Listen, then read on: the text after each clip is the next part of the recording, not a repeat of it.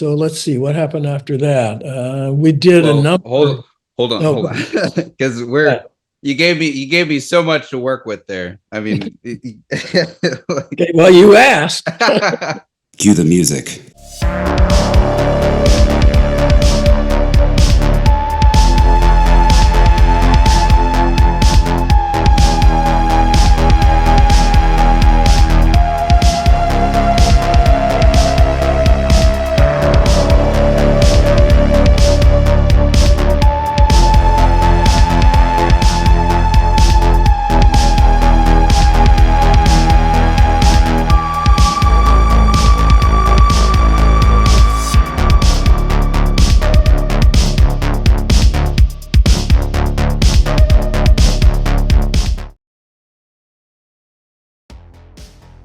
In November of 1968, the newly appointed chairman of the Motion Picture Association of America, Jack Valenti, debuted his revolutionary concept to Hollywood, a rating system. After 3 decades of the production code restricting the depiction of every vice imaginable, he hoped this move would finally free the screen, allowing audiences everywhere to finally experience a more realistic and mature kind of cinema. One where nudity was allowed, you could use harsh language, depict graphic violence, drug use, or any depraved act you could think of. 3 ratings would have the official motion picture seal, G, M, and R. The 4th rating, X, didn't have a seal, not only to discourage filmmakers from using it, effectively making it a line they couldn't cross, but also to allow anyone who did want to freely acknowledge that their film wasn't for children a chance to self-apply and safely narc on themselves. As Jack Valenti believed most films would and should be for general audiences, 1/3 of all films rated in that first year would be rated G, and this included everything from Dracula Has Risen from the Grave to Funny Girl. As the rating system began to gain traction, Jack Valenti seemed to be sure of only 2 things. Firstly, he believed that most filmmakers would naturally avoid the X rating. Attaching the rating to your film was boldly declaring that it wasn't for a wide audience and would have limited commercial appeal. And secondly, animation was thoroughly the most sacred, untarnished medium of family-friendly entertainment yet brought to the silver screen. Rated G. And boy, was he ever wrong on both accounts. On April 12th of 1972, Ralph Bakshi's adaptation of Robert Crumb's Fritz the Cat became the first feature-length animated film without a G rating, shocking millions of parents with its poster's bold declaration, X-rated and animated. A 5-year project, the film was packed to the brim with contemporary themes like racial disharmony, anti-war sentiment, and frustrations with inadequate police. It also depicted active sexual lifestyles and the use of mind-altering drugs. Released during a time when the X wasn't considered box office poison, but chic, the film struck a chord with audiences and was extremely successful, grossing nearly $100 million. And with that kind of success, opportunities opened up for a number of other animators. Because there are so few of them, I've always had a soft spot for X-rated animated films. And since so little information exists about the making of these films, I've decided to track these directors down and find out for myself, spotlighting them and hopefully others in an all-new series of videos focused on adult animation. Today, we're focused on Charles Swenson, a director responsible for millions of childhood memories. Puff the Magic Dragon, Strawberry Shortcake. Wouldn't you know? He co-directed the 1983 film Twice Upon a Time, wrote the story for Fievel Goes West, and spent 5 years as creative producer, storyboard artist, and occasional director for animation studio Klasky Csupo, working on such classics as Rugrats, All Real Monsters, and Santa Bugito, which is very likely why a lot of us were corrupted as children. And my personal favorite, Lonely Space Vixen. That's for after you go to bed. He even created one of my all-time favorite shows, Mike, Lou, and Og, before finally retiring to a life as a painter. But we are going back to the very beginning to find out how he started his career, working alongside other animation legends and helping to establish animation as a medium that could also be for adults, with the first ever M-rated animated film, and the Roger Corman-produced X-rated cult classic Dirty Duck, now celebrating its 50th anniversary and featuring a storyline that seems more relevant than ever. Animation was pretty traditional in the 50s and into the 60s when I started this journey. I got out of high school in 59, went to Chenard where there was an animation department. The school was Disney funded, But not unlike Cal Arts today, there was also an experimental wing. At an art school in that era, Disney was sort of anathema, even though, we had teachers that came and taught night classes in drawing from Disney. Mark Davis was one of the teachers, one of the 9 old men. He was really an institution in Disney life. Individually, none of those people were hidebound and Disneyfied. It was open, what you could do was pretty wide open. It was back in a time when you sort of learned to do everything because it was all hand done. There weren't a lot of, computers available. And for 10, 20 years, you learned to animate, to in-between, to do the backgrounds, layouts, composition, all of it. And I think different things, different media was interesting. What else can we do? What other ways are available? There was a fellow who came for I think it was one semester. He was brought in by the head of the department, a fellow named Bob Cannon. And he was one of the founders of UPA, a really, well-known animation company that started out in the 40s working on stuff for the war effort, and then into the 50s became the alternative to Disney. It was more contemporary design and stories that were not in the Disney lexicon. It was, it wasn't fairy tales. They're more like things out of the New Yorker. Prior to art school, when I was in high school, UPA was a thing. When I was in grammar school, UPA was a thing. It became embedded in my mind as something to shoot for. Many years later, I'm in art school and Bob Cannon comes in, who's one of the founders of this company that I was hugely influenced by and really looked up to. Part of his process was to bring in sample reels from studios around the world. He was connected to, because of his stature, he knew all these people and could easily get them to send their sample reels. So in order to show us the sort of limitless possibilities of where you could work, it wasn't limited to Disney. The TVC sample reel was, in my estimation, the funniest one, and it also had a very hip sense of design. And so it was where I wanted to go to work. He introduced me to Jimmy Murakami because Murakami went back and forth from LA to London working with TVC. And so we went out to lunch and I was introduced to Jimmy, and Jimmy said, yeah, you work there, I'll set it up. Why don't you go to France for this upcoming Annecy Film Festival? George Dunning will be there. George was the head of TVC. You can talk to him and see if he'll put you to work. In the interim between that lunch and the spring when the festival happened, my wife got pregnant and with our first child, and so I didn't feel comfortable moving across the world with those sort of unknowns. Bob also introduced me to Charles and Ray Eames at the Eames Company. They were setting up the World's Fair exhibition for IBM. I showed them my portfolio. They said, well, come to work for us. And they hired me on as the lowest guy on the totem pole and basically an apprentice, but I was paid. And so I worked for them for the better part of, something like 9 months to get that exhibition up and running. And I did a whole bunch of different wacky stuff. It was a really great environment. They owned a big bow truss building that was once a warehouse, and everything was flexible because they took on different projects. It had different needs. Had a shop in the back. It had a machine shop, carpentry and mechanics. They built their own rigs. I think it had 17 screens that were interlocked with a IBM computer, which was a big deal at the time. And computers then they looked like refrigerators with reel-to-reel wheels on the front of them. They're all driven by tape. And so these things ran the 17-screen projection system and a couple of puppet shows. And I was given the task of designing a couple of puppets. And it was great. Designers, architects, musicians, composers, artists of all sort came through the place. Just this really wonderful environment for a kid out of art school because it said you can do anything. And that sort of stuck with me. After that exhibition, I was out of work for a while, and then Jimmy Murakami was leaving. He was working at a place called Film Fair. It was a small, independent commercial production company primarily. And he was a principal designer and director, and he was leaving to go to TVC because the principals at Film Fair wouldn't put up the money to shoot a short film that he wanted to do, but TVC would. So he was going to TVC and he was going to spend time there finishing his film. So Film Fair needed a principal designer and director, and Jimmy recommended me. I got the job, and that was my next foray into making a living.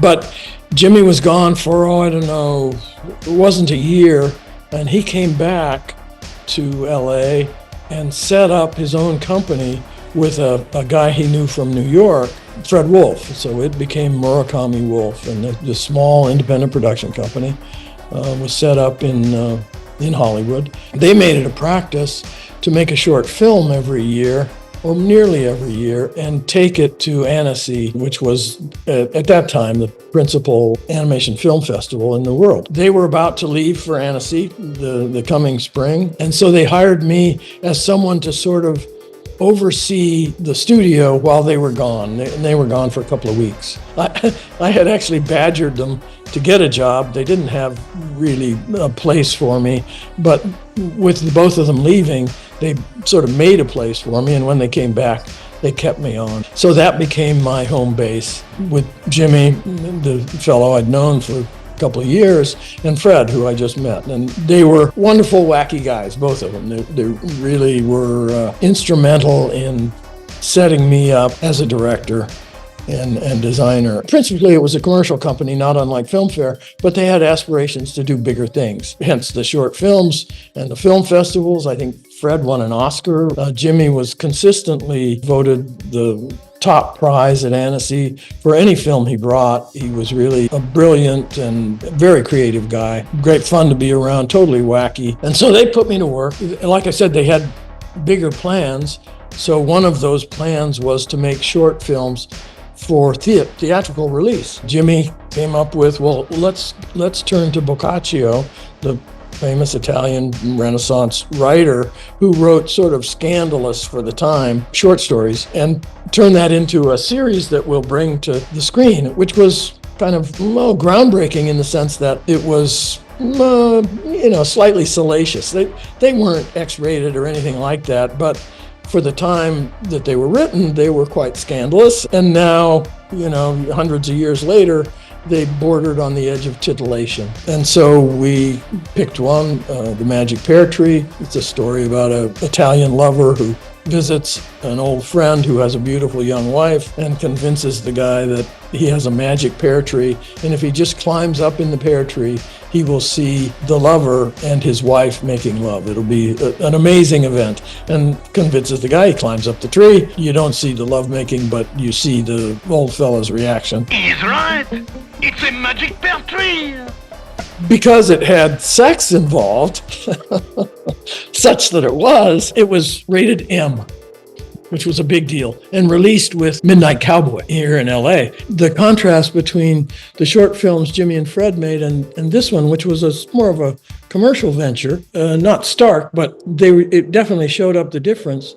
And it was illustrated by, when I finished it, I submitted it to Annecy, and they wouldn't even show it. They were committed to independent, handmade, one author, one animator type short film. This brought in a sort of, quote, studio system, because there were, I was the designer and director, but there were several animators and a layout guy and a background guy and, the traditional studio setup. They rejected it and said, no thanks. Which Jimmy told me they would, because he knew the judges, and he knew the system and what they were looking for. And then it was submitted to the Academy here in the States, and they, of course, loved it. I heard from people in the voting members in the Academy that it was very highly rated. For Best Short Subject Cartoon, the nominations are The Magic Pear Tree, Jimmy Murakami, producer. Not bad. But unfortunately, it was up against Winnie the Pooh and The Blustery Day, Walt Disney producer. And it was Disney's last film, and, yada, yada. We all know that the Academy then and now was pretty much a political event. There's politics involved. Not that it's totally political, but there are definitely politics involved. Disney was so well thought of, and I don't bear any ill will toward poor old Uncle Walt. He had a good run, but it won, and this didn't. But it illustrates the difference between sort of the European view of mature, adult, whatever you want to call it, film, and the American view. Before the rating was phased out in 1970, there would only be one other M-rated animated film, 1969's Walking, directed by Ryan Larkin, which would also be nominated for an Oscar and also lose to Disney. And as fate would have it, Harry Nilsson did the song for Midnight Cowboy. He went to a screening of the film at Grauman's, and our short was playing with it.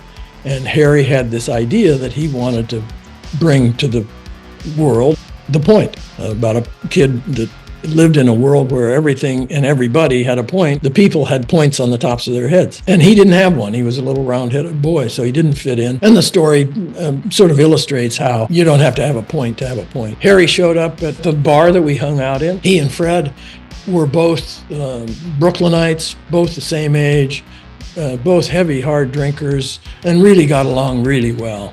The film was done for television. I think it was the first movie of the week and the only animated movie they made. And it got critical acclaim and was quite well received. The next phase of my work development was Frank Zappa 200 Motels, which was also transgressive. Frank's manager was Herb Cohen, notorious music manager of the era. Herb Cohen! And his brother was Martin Cohen, a lawyer, and his law partner was Barbara Boyle.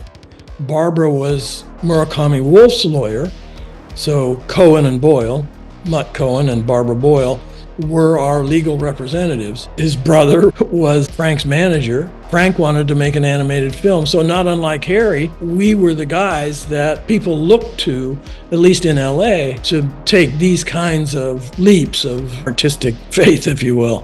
This stuff is great. Willing to take a new direction. And Frank was all about new directions. He loved weird stuff. What happens when you put it on your hair? Put it on your hair. And if you ever tried it as a...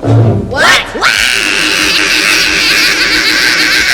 Talk about multimedia. He was always a guy that was pressing the envelope. He could draw pretty well himself. He was a sort of cartoonist before he was a musician. We became the producing entity, Murakami Wolf, and Frank was sort of the creative generator. Wrote the script and the music and all the rest of it. Supervised the music and the direction of the film. It was all shot on tape and then transferred to 35 millimeter from that, which was very unusual for the time. Calvin took the film to Frank. Frank loved it. And, all this stuff was happening. Frank's studio was 2 blocks away, down Sunset Boulevard. We became not friends exactly, but, associates. And that introduced me to Mark and Howard. The crossover went in many, many directions. And all these guys, Mark, Howard, Frank, Harry, you name it, they were all trying to expand their own little universe. I'm feeling the room!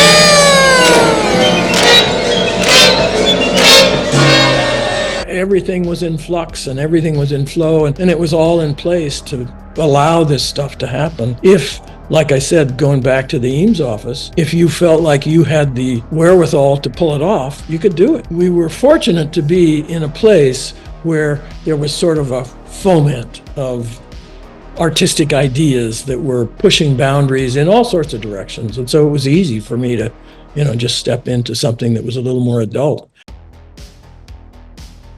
Barbara Boyle, our legal representative when she was Cohen and Boyle, she left Cohen and Boyle, so we switched over to Mutt. He became our lawyer. She went to Roger Corman's company, New World Pictures, and that became the conduit to give Cheap Dirty Duck a distribution. Fritz the Cat had come out, so that put the notion of X-rated cartoons in Roger's Corman's head. He was an exploitive. They made exploitation movies. Low budget, often with very good people, beginning of their careers, but he was not afraid to take advantage of whatever came his way culturally, and he thought maybe an X-rated animated film would be a success. Corman had already found success in 1973 by importing René Laloux's award-winning French film, Fantastic Planet, the first animated film with a PG rating. So we knew him. I presented an idea in a very elevator pitch kind of way, and he said, okay, let's do it. You got, I think, $110,000 or something like that, some really minimal amount of money to do it. But I did it all myself. I gave Mark and Howard $10,000 to do the music, and the rest of it got spent on my own living expenses and whatever film was needed and recording and all the rest. Because of the low budget, he decided to make light of it and called the film cheap, flooding the film with references to it.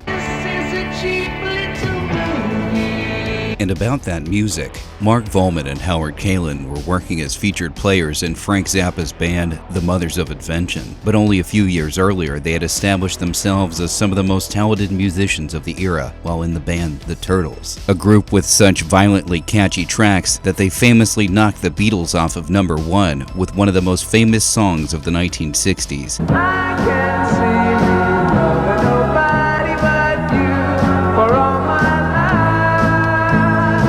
So despite paying so little, Dirty Duck is packed to the brim with uncharacteristically great songs. You're nothing but a good duck. And in between my two interviews with Charles, he found the original music recordings, sent them off to Mark Volman, who said he's interested in a future episode. So, have I mentioned to hit subscribe? Lived up off of Mulholland on Coldwater Canyon Lane, valley side of the hill. The house that I lived in with a wife and a couple of kids had a little guest house, and that became my studio. I'd get up at 6 in the morning pretty early, have breakfast and go to work. I set myself a footage requirement for each day. I had to do X amount of animation each day in order to stay on schedule because it was a finite amount of money, and I wasn't in a position to self-finance the film. It was Roger's film, so I took the money that he gave me and made an algorithm, an equation of how much money, how many weeks, how many minutes I have to do each week, and then just stuck to that. Sometimes I would spend a bit of time on a given animated sequence and sort of eat up the time that I had. So I'd figure out other ways to illustrate something that was upcoming that wouldn't take me a lot of time. So the time necessary to hand draw each of the scenes was factored into my creative process of how am I going to get this done. The whole process took about a year. And it was a great year. I really, you're left to your own devices. You can do anything you want. You can make it as fancy or as simple, as crazy or as understandable as you think it is worthy of doing. And so it was great fun to do. I'm an art school graduate. I'm given total largesse to do whatever I want, and so I did. Once Roger signed off on it, he never wanted to see it. Just show me when it's done. I don't want to see or hear anything in the interim. John Davidson was the producer from Corman, and he was very open to whatever you want to do. I don't know from animation. Right, Lightning? Oh, sure, Lightning enjoyed showing it to you, too. It was part of the time in the sense that Zap Comics was at its burgeoning height. Weird Comics and Zap, all those guys, Moscoso and Spain and Crumb, they all took liberties with what was possible in the comic world. It was sort of a natural transition from comics to animation. It's all a bunch of drawn art. Basically, comic books are storyboards. Bakshi took the storyboard for Fritz the Cat and animated it and turned it into a very successful film. Most of my inspiration came from those guys, those guys in the comic world who were pressing the boundaries of what's possible. And so if it's possible and you're not getting arrested for interstate commerce by shipping comic books back and forth, you could probably do it in a film and nobody bat an eye, which is basically what happened. Nobody really cared. I felt a definite kinship with the guys that made the comics, more so than many of the people who made animation, because animation was a commercial enterprise that had had a history that in this part of the world depended largely on Disney as a model. And not that I'm an anti-Disney, I think it's a fine establishment and they do these days pretty wonderful films. All the guys on the ship say the mouse is dumb. Look at it, the mouse bites. But it put a spin on what was possible to entertain as entertainment in this country that I think was unfortunate in some ways. I look at the rest of the world and stuff that comes out of Ghibli these days, or even in the past, 20 years. Beautiful film, very sensitive, and not kiddie fair. There's a predictable 3-act structure of all Disney films, and Ghibli doesn't subscribe to that. Those guys they're just doing it a different way, and that's outside the American model of what's acceptable.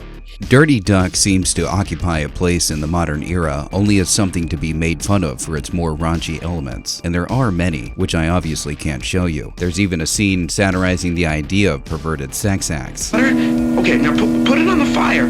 Put the Alka-Seltzer on top of the avocado and pour on the corn.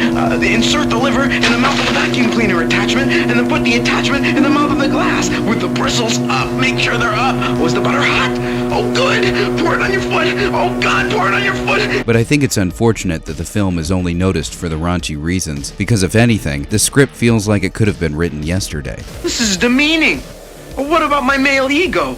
My moral ethics, my women's rights. Hold it, Willard. Obviously, I'm about to get into spoilers, so if you want to watch this film, I provided a link in the description below, and you can skip ahead to this part of the video. The plot focuses on an insurance agent named Willard, a dork so willfully deficient in riz that he fumbles every opportunity that comes his way, and he has no respect in the workplace. He gets an order from his boss to investigate an insurance claim for a tattoo artist named Painless Martha. She had recently filed a large insurance claim to pay out at the time of her death, which hadn't yet occurred because she heard about it through her Ouija board. Willard arrives at the tattoo parlor where Painless Martha passes away, leaving behind a will bequeathing the person who found her dead, the person now responsible for her duck, promising that if he follows it, the duck will set him free. And so they set out on an adventure that involves getting arrested on bogus charges, partying all night at a brothel, and getting lost in the desert where they meet bondage-clad lesbians, a Mexican border agent, and a racist, trigger-happy cop. Now, something important needs to be addressed. While 50 years later, it's extremely easy to view the depiction of some of these characters as stereotypical and offensive, it's important to remember the era this film came out. Minorities were rarely, if ever, depicted on screen. For all intents and purposes, their experiences didn't exist in the film world. So seeing contemporary black characters of any type in the animation sphere would be mostly restricted for a time to X-rated animated films like this, Heavy Traffic, and Fritz the Cat. It wouldn't really be until the modern era where we'd begin to see animated stories of people of color. The same thing could be said of the queer characters, who, while they are indeed stereotypical, are the first of their kind in the animation world. Even in traditional cinema of the time period, queer characters were at the forefront only in independent productions, and if a queer character happened to slip into a major production, it often ended up the subject of comedic ridicule or heavily coated with oftentimes offensive and exaggerated characterizations. While the film is guilty of both racist and homophobic characterizations, instead of simply tossing them out as lowbrow shock humor, the film seizes the opportunity to cast light on the hypocrisies within our own society. For example, although the major black character in the film is a drug dealer, and the characters later briefly serve time in prison together, when Willard meets the character later,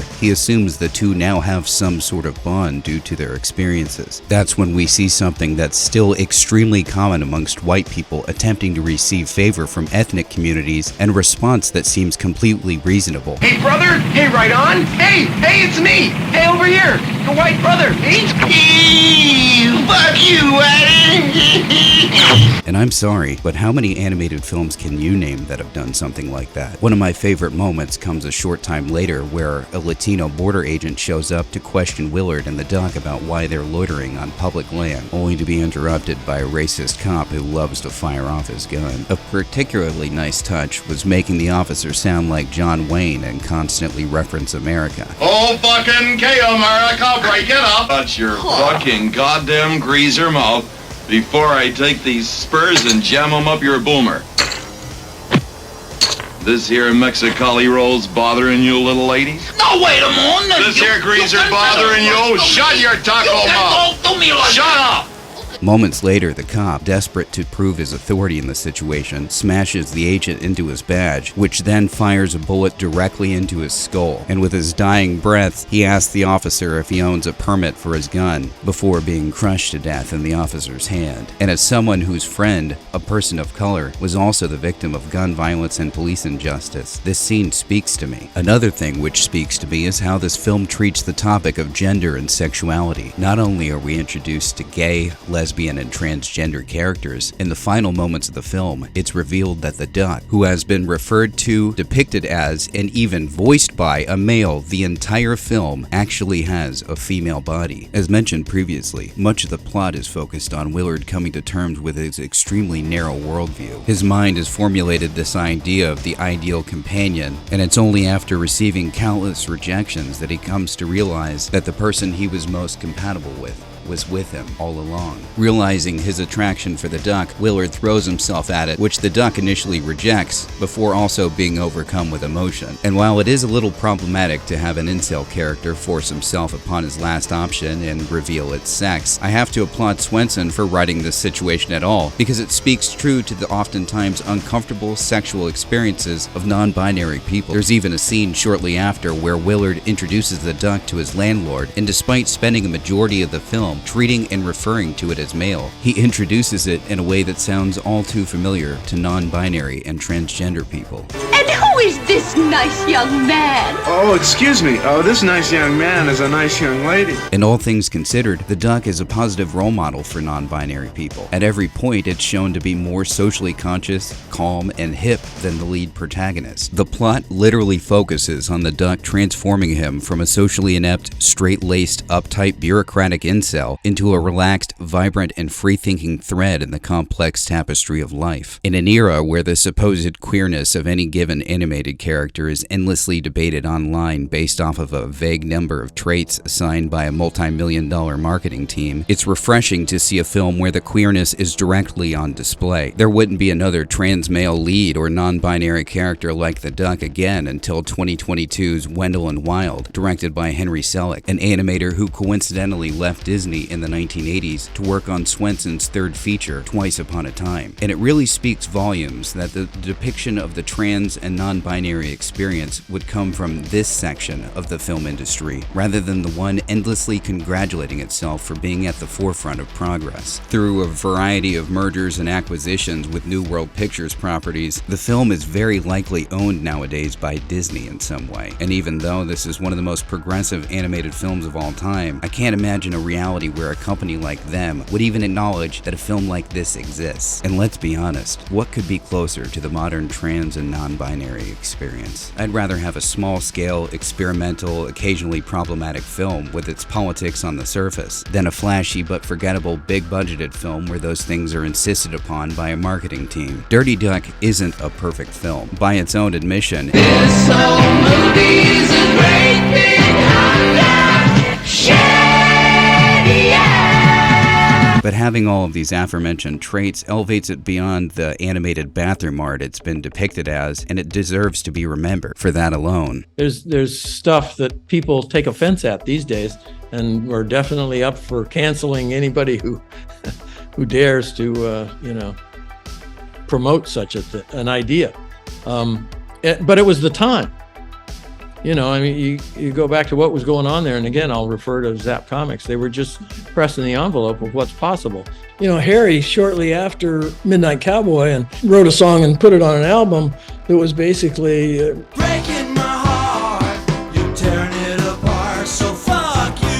And that had never been said. Nobody had been in a position to say the word fuck on tape, on acetate, on a record. And Harry did. So that sort of, boundaries were being broken by people I knew. So it's amazing that the only thing that changed about the film was its title. Roger didn't like the title cheap, not because he was cheap. He wasn't offended at all. He didn't care one way or another. He thought it was sort of funny, but he didn't think it was a good movie title.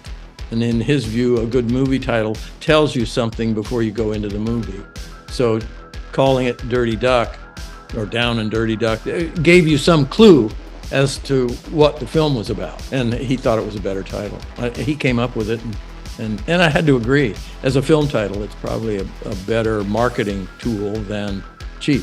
This was very likely an attempt to associate the film with a popular comic strip, much like Fritz the Cat. In this case, Dirty Duck was an unconnected adult comic strip appearing in National Lampoon magazine. London apparently wanted to sue over the use of the title, but didn't have enough funds to seek action. The film wasn't rated. It wasn't X-rated, and in fact, I think there's a joke at the beginning of it. This film doesn't rate at all. So it was a very low-budget animated film that Roger saw as a possible success. It wasn't. It got a wide release. I can't name the number of theaters, but it got a wide release. It just didn't play very well. It didn't have an audience, and it didn't have a lot of, it's Roger Corman, it didn't have a lot of advertising ahead of it. He would just churn them out and, go on to the next one. The difference, I think, is Fritz the Cat had a known audience. There was an audience anxiously awaiting that film's arrival. A bunch of young people who, loved Crumb and loved Zap and Moscoso and all those guys were anxiously awaiting the film. And there was some disappointment because it got cleaned up a little bit in the process, because that's just the nature of animation. It tends to smooth the edges unless you're making an individual film, and then it can really press the boundaries. But it's hard to do that over the course of a feature. It was then anyway. It was cultified and has become its own version of success in a very limited set of people. But a cult film, let's call it. And it wasn't long after that it became a much easier subject to deal with. Eroticism, whatever that means. Tons of films coming out of Europe and the world just shortly after. 200 Motels and Cheap, they did have a sort of politics. It's sometimes on the surface, sometimes underneath. Frank was very political. He always made it very well known that he had a set of sensibilities that he championed. Free speech. I think you should leave it up to the parent, because not all parents want to keep their children totally ignorant. Well, you and I would differ on what's ignorance and educated. I can see that. And I think Cheap or Dirty Duck sort of flows in that stream. Nothing you can't say. If you don't like what's said, go home. Don't go to the movie. It's easy. It's not your responsibility to monitor what other people think, say, or do. It's none of your business what I look at or want or do. It's as long as what I look at, want, or do is not harming you, you got no say. And Charles still hasn't forgotten the man who gave him the opportunity to push the envelope. He was totally transgressive. Everything that he did was exploitation, basically. Dirty Duck is one of those films.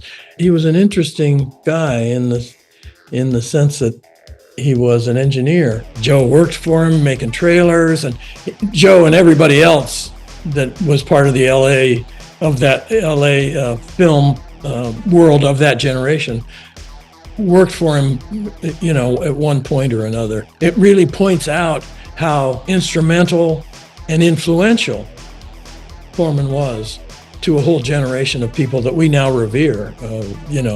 Marty Scorsese got his first job there, and Joe, and a whole host of actors and directors were under his aegis. Yeah, it's meaningful, that's and the fascinating thing about it was these guys were kids. He was like 5 years older, maybe 10 years older, not a lot, but enough so that he sort of seemed like the adult in the room. But they were all kids, they all just. Yeah, okay, let's do it. Nobody was, given a second thought. And I was in the same boat. He seemed like a professor. He had a very elegant presence. He held himself well, was always, quote, properly dressed. And he used great eloquent language. He was well educated. Not what you'd expect a sort of exploitation guy to be. He wasn't a cigar smoking fatso. He wasn't abusive. He was very wry and funny, but very deadpan. He rarely smiled, and he enjoyed it when he did, when those opportunities came along that he really felt good inside about saying one thing or another. You could tell that he just thoroughly enjoyed it. You know, he said, it's all about pushing the envelope. Keep pushing.